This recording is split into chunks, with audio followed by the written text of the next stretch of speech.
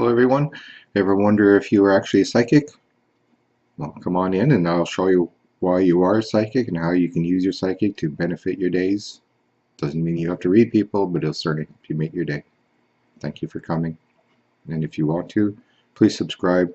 I don't get any money from this. I don't subscribe to it. I don't believe in it. All it does is allow you guys to know when I've put up new stuff and helps you, I guess, follow my path. So, anyway, up to you. Yeah, welcome. Come on in. Talk to you later. Bye.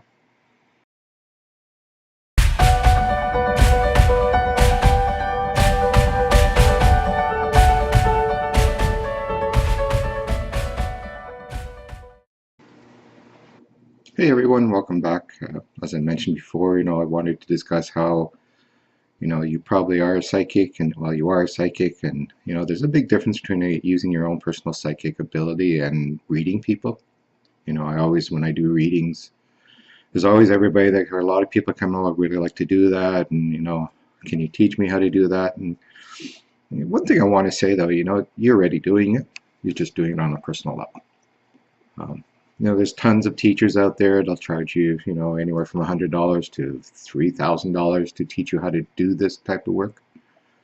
But I'm going to show you some very quick tips or explanations to you about why you are a psychic and how to use the psychic part of you that you use on a daily basis. So first of all, for the personal psychic, there's all kinds of things that you do on a daily basis. First of all, the first thing that you do is that you use what we call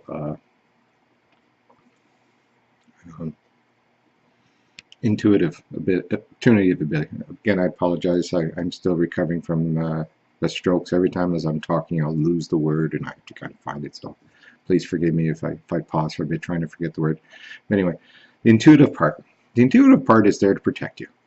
It comes from your aura, which is the 3-foot space that everybody talks about. Like when you bug somebody and they say, get out of my 3-foot space. You're bugging me.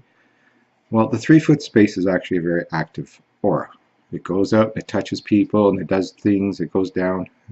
For instance, Bernard's very fond of having a little thing saying, if you go down into a room and there are 10 people in that room, you'll notice one person and immediately you won't like them. For no apparent reason. It just pops in your head immediately, say, oh, I don't like this person. There's something wrong with this person. Well, that is your psychic part telling you immediately that this person's going to hurt you. Don't have anything to do with them. Then you might walk throughout the whole hall or whole room, and all of a sudden you'll meet a person at the end and you say, oh God, I really need to know this person. You look at them, you have a spiritual connection, they have white eyes, or really bright eyes, not white, but really bright eyes, and it's just a spiritual connection to them. But you'll also notice that since you hit the end of the room, you haven't noticed the other 8 people. And it's very simple. The one person that you get notified not to have anything to do with them, they're bad. They're going to hurt you. They may be really nice to you the first time you meet them. They may be going, they may go 4, 5, 10 years, and all of a sudden they'll hurt you in some way. The other person is very bright, very spiritual to you, which means that they're going to offer you information or teach you certain things that's going to help you go through life. And it's kind of the same thing if you really think about it.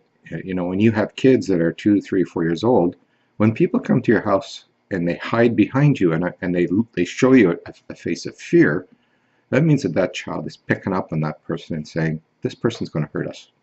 So please pay attention to your kids when they react to people. It's a little different, if they hide behind you and they smile or whatnot, because that's just, what do you call that, shyness. Same as comes with animals. I mean, the dogs are human beings or have human spirits. So if somebody comes to your door and your dog doesn't like them, then there's a problem with that person. So kind of pay attention to this intuition going thing.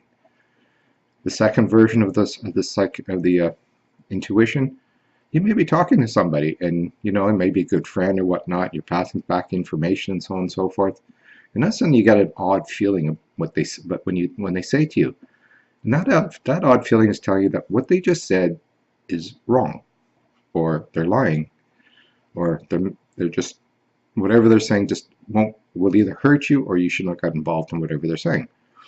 And the reason for that, again, is that your aura is going out and saying, I'm protecting you against things. Again, this is your own personal psychic ability. We all heard of stories of people who won't go on airplanes because, they get this bad feeling, the airplane actually crashes or something happens to it. Again, that's still intuition. That's your own psychic ability. People told me, and it's happened to me a lot of times, I remember going to work and going to, it was an hour-long drive. And one day, every time, or 1 week, every time I went to the gas station, I kept getting this message in my head saying, air pressure. And, and the third time that I ignored it, the front tire blew, and I brought in a Canadian Tire, and they said, well, there was no air pressure in it.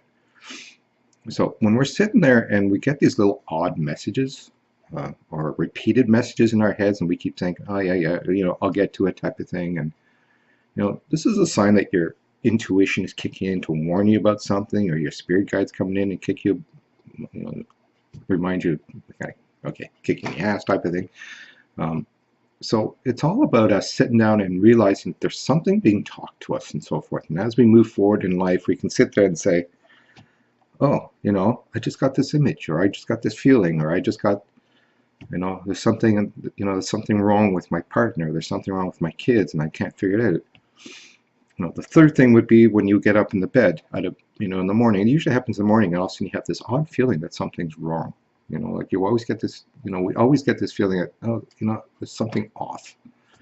So, that was to be the time when you would sit down and you're like, okay, you know what? I know something's wrong, but, and you start thinking in your head, you go, oh, is it my partner? Is it work? Is it the kids? And all of a sudden, as soon as you hit something, like, oh, it's my car, and all of a sudden your head will go, oh, that's it.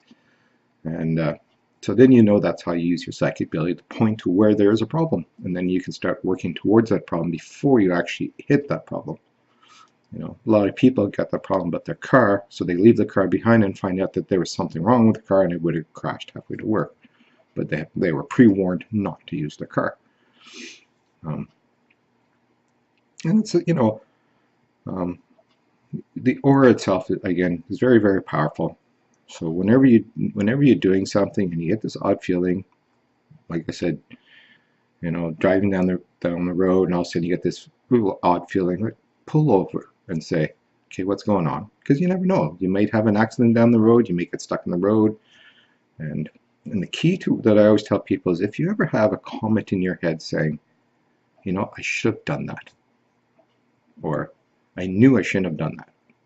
So they're all signs that you've been warned by your psychic abilities. So the whole point of using your psychic abilities is for you to sit down and take the deep breath and say, I've just been warned. So I should pay attention to that. And of course, we're not all going to pay attention to it. Like me and my, I may be a very well-known psychic, and everybody thinks that I'm God, not God, but really, really good at what I do. Well, I don't even pay attention to my own things. No, I'm not a God. No, please don't put me in that category. I don't want to be anywhere near that category. There's only one person that can be that, and we all know who that is. Anyway, so this is what I mean, and what we need to start looking around on how we are psychics, how we use our own psychics, how we can be our own psychics, and prevent ourselves from danger that's around us, that's coming to us. And I think a lot of times, a lot of people go to psychics for validation that they already being told. So there's a lot of people that come to me, and they first thing are, after I give them the read, and they look at me and says, well, I knew that. I just came to see if I was right. So trust your abilities, trust what's going on. The same as, if we move on to, mediumship, a lot of people say, well, I can't talk to spirits and whatnot. Well, there's three things that happen here. If you get woken up at 3 o'clock in the morning, or if you feel there's somebody watching you around the house, it's because there's a spirit around you, or coming and wants to talk to you. And if we, we always disregard it, and they keep coming back. The second thing that you may find is that you may be doing something, and all of a sudden they grandfather just popped in my head, and I go, well, why is he in my head? You know, like he passed away, 3 months ago, and all of a sudden he's in my head. Am I missing him that much? No, it's because he's actually talking to you. He's letting you know that he's standing right beside you, and he's talking to you in your voice, just so he doesn't kind of freak you out. So that's when we have to learn how to, in our mind, of course, start talking to them and learn how to talk to them in your own mind. I mean, if you say it out loud, obviously somebody's going to send over an ambulance, and then you're not going to be too happy at that point. And the third one, of course, is when you see things in the place moving, your feelings. I mean, you may walk around and all of a sudden say, "Oh, I feel like there's somebody's in the house." You may also find things on the floor, such as what they call the pennies from heaven, where you walk around and all of a sudden there's little coins every here once in a while. Those are usually males that do that. Females usually leave things on your kitchen table. Like you might find a fork there or something. The fact is that we all are mediums. We are all psychics. We are all able to do all this work without having to go pay for a course or whatever. It's always about us paying attention to what our spirit guides are actually saying to us, what our past lovers are saying to us. And when it comes to healing, we have to, offer the abilities we have for healing. I'm not a healer. Well, I guess I am. I keep referring to the people who give healing by energy. I don't do that, but of course I'm a healer by talking and by doing readings and so forth. And I keep thinking I'm not a healer, but everybody keeps reminding me, well, you are, because you do it by readings and so forth. Tons of ways of being a healer. So the best way of being a healer is to find the way that really makes you happy to help people. So I hope that helps you kind of figure out or know how to point yourself towards your psychic ability. Again,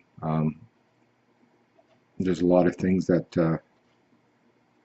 do come around, and you the more you pay attention, the more you're going to see that you're very much just as powerful or easy to work at as I am. Like I said before, I'm nowhere special to anybody else. I do exactly the same thing you do. I've just practiced for 25 years for people to help people. Again, to me, this is not a course this is not a journey for money or fame, and I don't want either one. I'm here to help people and just make sure that they can find a way in their life to be happy. So again, thank you for listening, and hope to see you again in the next video. Talk to you later. Bye.